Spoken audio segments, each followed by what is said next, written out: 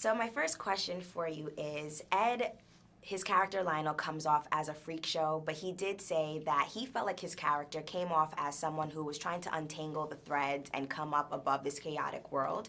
How do you manage to get through this chaotic world that you're living in as Gugu? Me as Yes. Gugu? Oh, wow. You know, I think it's about staying curious and, you know, I guess like Laura, you know, I feel like often I'm traversing different worlds. You know, she's from the Harlem jazz scene, but she's also, you know, working in the legal world and in community activism. And as a Brit, you know, working in America, you know, often there are so many sort of different worlds, and you have to be very adaptable, I guess. So for me, it's about centering myself. I love that. And it's funny that you brought up being a Brit and being so multifaceted, because I often feel like you choose characters who are not the stereotypical black women. So again, you brought another complex black character to screen. How do you go about choosing your characters? Because like you said, Laura was musician, activist, she was all over the place. So how do you dive into your characters and choose like this character for yourself? Well, really for me, it's about entertaining myself as well. I want to have something to get my teeth into. You know, I want as many layers as possible, because we are all multifaceted human beings in life. So why should we be oversimplified on screen, right?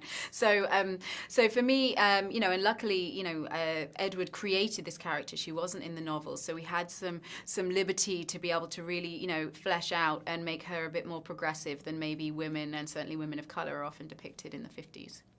Yes. And Ed did wear so many hats on this film. Did that play a role in how you portrayed Laura or wanted to portray her? Well, it was really amazing because he's an actor first, and you know, it was so impressive to me every day on set seeing him, you know, delivering a monologue, playing a character with Tourette syndrome, driving a car, directing the film. But it was inspiring because I think, you know, he was really pushing himself as an artist, and you know, it's really a lot of work, but it made the process really intimate. Awesome. And for my last question is, how do you go about movie going? You know, there's so many movies out. How do you pick a movie, or how do you enjoy movies? What is your forte? You know, I love character-driven films. I love actor-driven films. You know, I got to go to a few film festivals this year, from Telluride to TIFF, and you know, to be able to see films at a film festival is such a privilege, because you're with like real film nerds as well. So for me, it's really trying to find those films that are really performance driven. I love it. Thank you so much, Gugu. Thank you.